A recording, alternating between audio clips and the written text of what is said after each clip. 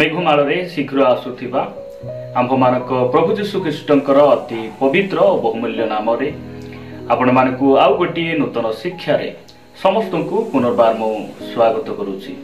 ख्रीष्ट रे प्रिय भाई भणी माने मु प्रभु को धन्यवाद दिए ताहांको अनुग्रह रु आउ गोटे नूतन प्रसंग को नहीं आपण मानक निकट रे आसीबा पाई वाक्य जरिया रे आपण मानक सहित कथावार्ता हेबा पाई परमेश्वर पुणी थरे मते सुंदर अवकाश देइछंती सेति पाई मु परमेश्वर को पुनर्बार धन्यवाद दूची। आज आमे प्रभु को वाक्य ठारू आउ गोटे नूतन प्रसंग रे अल्प समय कथावार्ता हेबा। आज आमे जो प्रसंग रे कथावार्ता हेबा सेही प्रसंगर शीर्षक हला फल शून्य प्रार्थना कौन अटे। आजिर प्रसंग एही परि अटे फल शून्य प्रार्थना कौन अटे। एही प्रसंग रे आमे प्रभु को वाक्य रु ध्यान करी देखिबा। प्रिय भाई भणी माने आमे ख्रीष्ट विश्वासी माने अनेक समय रे आमे प्रभु को निकट रे प्रार्थना करू ताहांकर निकटवर्ती हो मात्र एहार अर्थ नुहे जे सबु प्रार्थनार उत्तर आसे सबु प्रार्थनार फल अछि एही प्रकार नुहे। बाइबल केतोटी विषय आमान को प्रकाश करे जो प्रार्थना की सही प्रार्थना रे किछि फल मध्य न थाए। एही प्रकार प्रार्थना विषय रे आज आमे प्रभु को वाक्य रु ध्यान करिबा एवं आमे निजे बुझिबा आमे सेही विषय को अवगत हेबा। आउ जदि जो प्रार्थनार फल नाही जो प्रार्थना आमे करूछु सेही प्रार्थनार जदि फल नाही आउ फल शून्य प्रार्थना आउ एही प्रकार प्रार्थना आमे माने करिबा उचित नहे। ख्रीष्ट विश्वासी यह आमे समस्ते जानिबा आवश्यक रहिछि। प्रिय भाई भणी माने आसंतु आमे प्रभु को वाक्य रु गोटे पद पाठ करू करू आमे आजिर प्रसंग रे आगो को बढ़िबा। मो सहित आपण माने जिरिमिया भविष्य वक्ता पुस्तक जिरिमिया 19 अध्याय जिरिमिया 29 अध्याय को आसीबे। जिरिमिया 29 अध्याय 12 पद मु आम समस्त निमंते पाठ करिबा पाई चाहे। एठारे प्रकार लिखा जाए पुणी तुम्भे माने आंभ को आह्वान करिबो ओ जाई आंभ निकटरे प्रार्थना करिबो एथिरे आंभे तुम्भ मानक कथारे मनोजग करिबा।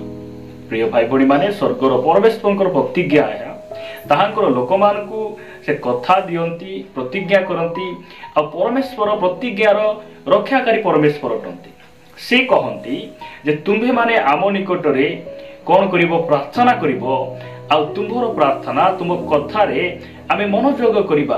किंतु आज आमे वाक्यरु तीनोटी विषय देखिबा जे आमे परमेश्वर निकटरे जो प्रार्थना गुड़िक करू आमर प्रार्थना फल शून्य ना फलपूर्ण प्रार्थना अटे यह आमे अल्प समय ध्यान करिबा पाई छिबा।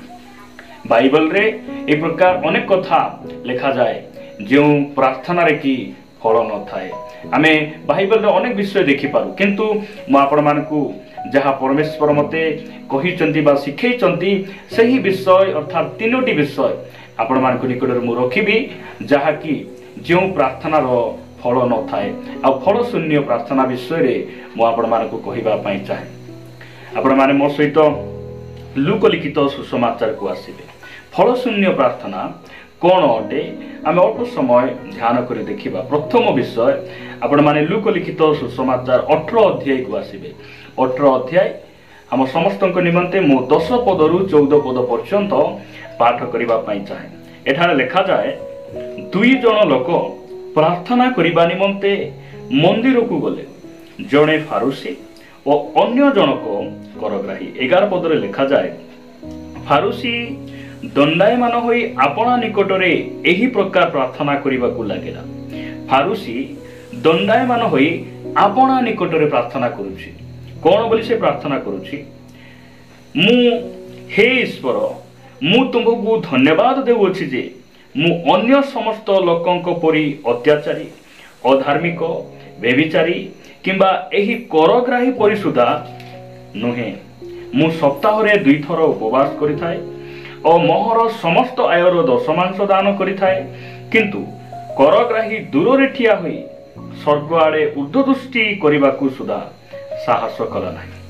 किंतु आपणा छाती रे मारी होई कहिबाकू लागिला हे ईश्वर मु पापी मते दया कर। 14 पदरे लिखा जाए मु तुम्भ मानकु कहूछि से लोक नुहे बरं एही लोक धार्मिक गणित हुई आपणा गृह को चलीगला कारण जे कही आपणा को उन्नत बोली देखाए ताहाकू नत करा जीवो किंतु जे आपणा को नत करे ताहाकू उन्नत करा जीवो।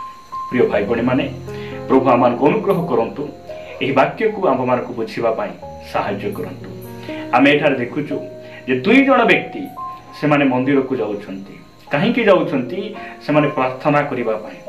आमे देखुचु जे फारूसी जनक प्रार्थना करूची जे मु सप्ताह को 2 थर उपवास करे मोर आयर समस्त दशमांश दिए आउ सबुठारु गुरुत्वपूर्ण विषय है जे फारूसी रो प्रार्थना से प्रभु को निकट में प्रार्थना करू नहीं से निज निकट में प्रार्थना करूची।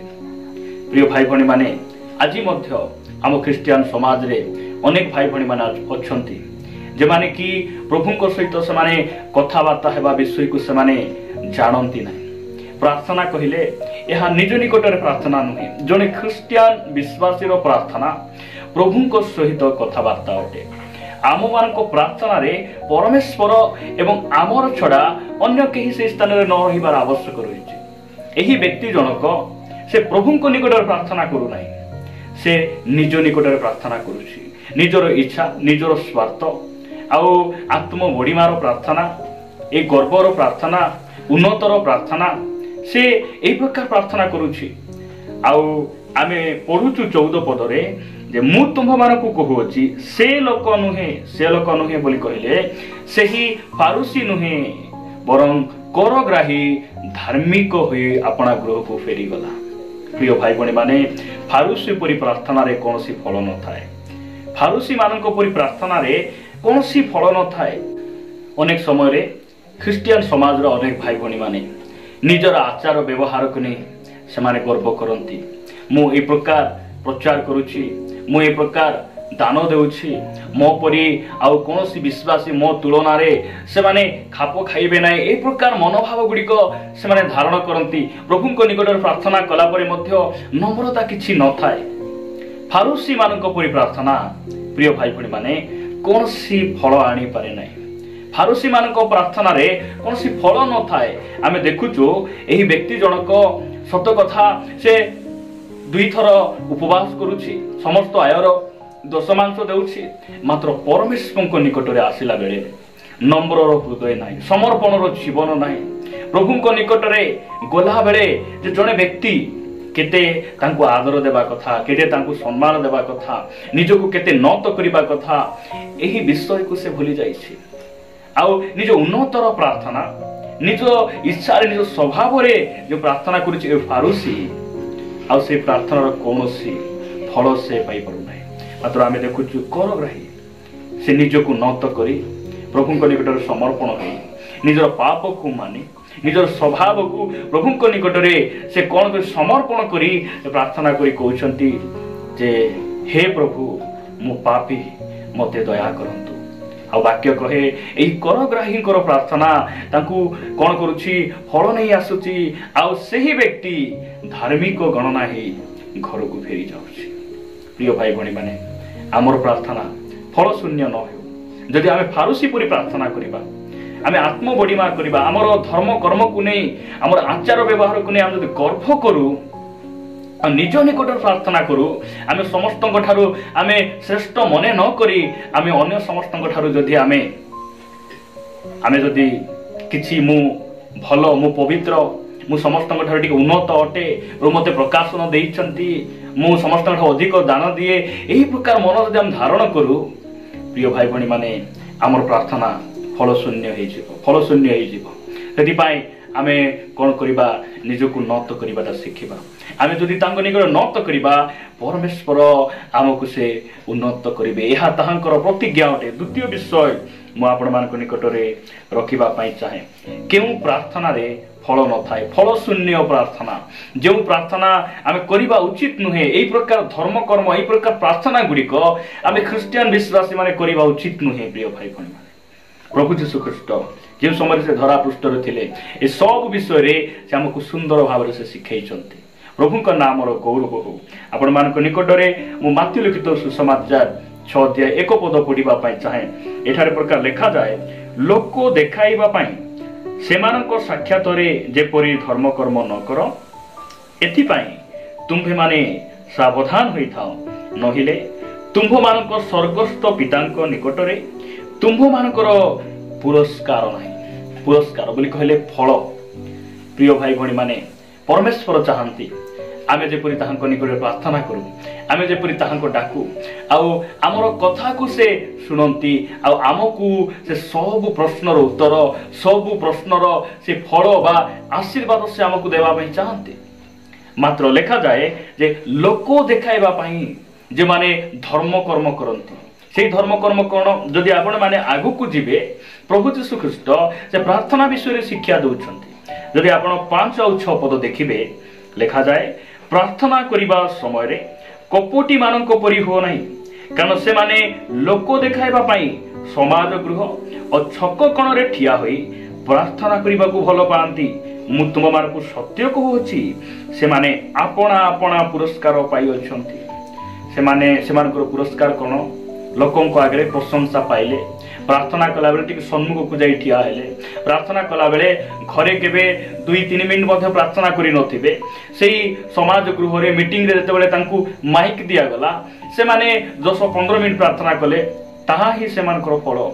କିନ୍ତୁ ଈଶ୍ୱରଙ୍କ ପାଖରେ ଏମାନଙ୍କ ପାଇଁ କୌଣସି ଫଳ ନାହିଁ, ଏହା ବାଇବେଲ ଆମକୁ ସ୍ପଷ୍ଟ ଭାବରେ କହେ।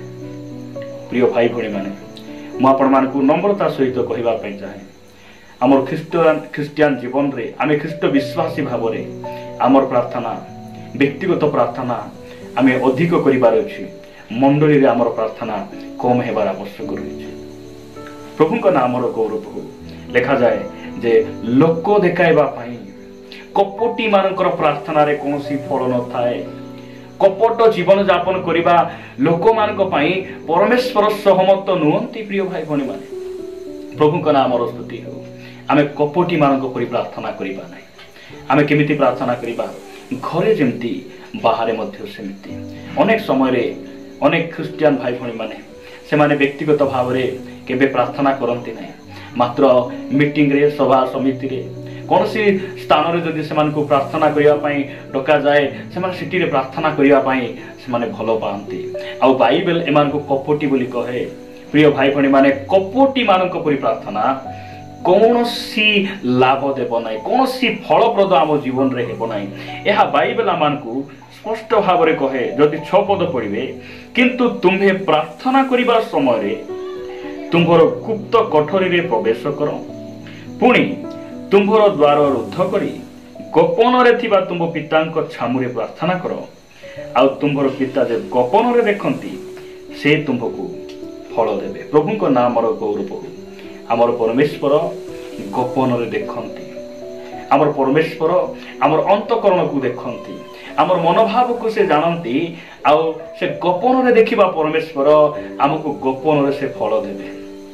ମୋର ପ୍ରାର୍ଥନା, ମୋର ଇଚ୍ଛା, ପ୍ରିୟ ଭାଇ ଭଉଣୀ ମାନେ, ଆମର ସବୁଦିନର ପ୍ରାର୍ଥନା କିଛି ନା କିଛି ଫଳ ନେଇ ଆସୁ।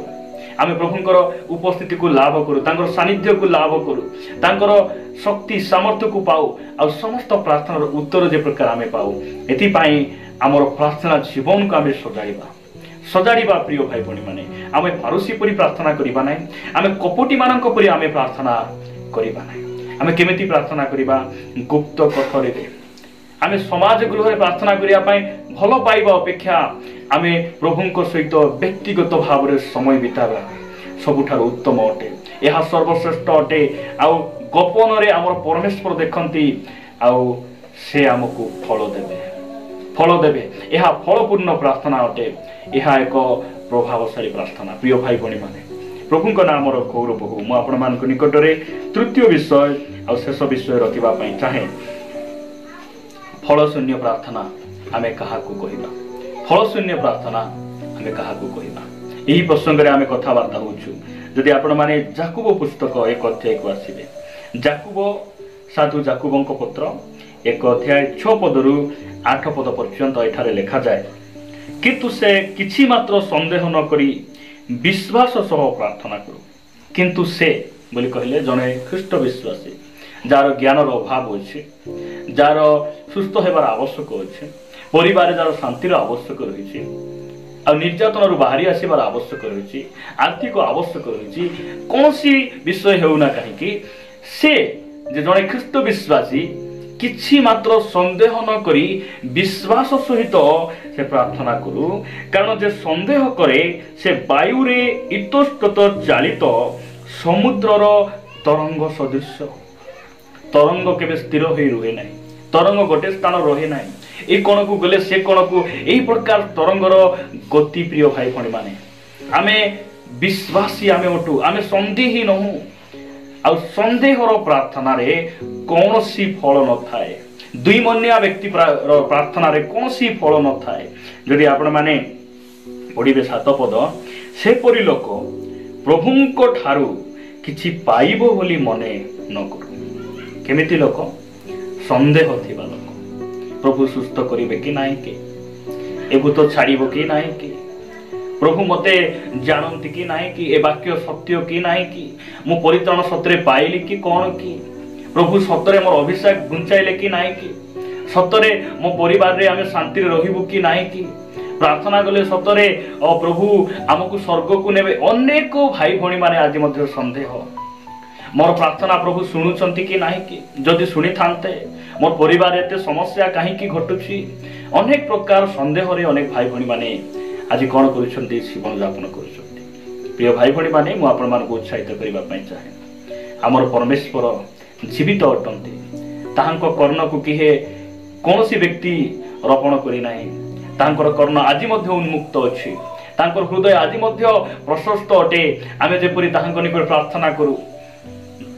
संदेह न करी संपूर्ण विश्वास सहित आमे तांको निकट को जे प्रकार छिबा एहा परमेश्वर इच्छा करंती लेखा जाए से परि लोक प्रभुंको ठारो किछि पाइबो बोली मने न करू से तो दीमना लोक आपणार समस्त गति रे अस्थिर दुई मनिया लोक संदेह थिबा लोकर प्रार्थना रे कोनोसी फल न थाए संदेहर प्रार्थना रे कोनोसी फल न थाए कारण वाक्य स्पष्ट भाव रे कहे एही प्रकार व्यक्ति प्रभुंको ठारो कोनोसी विषय पाइबो बोली मने न करू आपण संदेह अछंती कि आपण संदेह करूछंती मु आज आपण मान उत्साहित करिबा पई चाहे किछि संदेह न करी प्रभुंको निकट प्रार्थना करू मु जानिछि प्रभु तुमे मोर परिवार समस्या समाधान करि परिबो मु जानिछि मोर स्त्री को तुमे परित्राण देबो मु जानिछि मोर स्वामी को तुमे परित्राण देबो मु जानिछि मोर मिनिस्ट्री को तुमे बढ़ाइबो मु जानिछि तुमे मते अभिषेक देबो मु जानिछि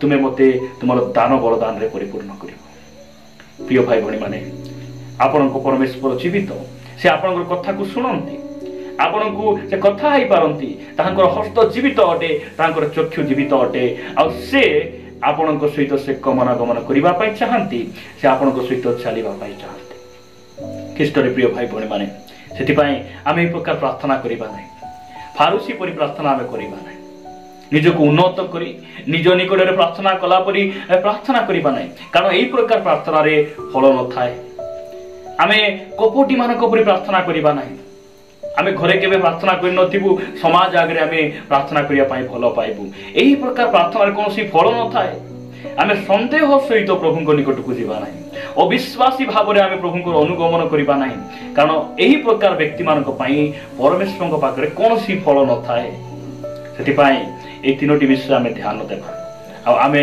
निज जीवन को सजारिबा आमे प्रभुंको सहित चलिबा प्रभु आमान को ई वाक्य दे प्रचुर भाव रे आशीर्वाद करंतु।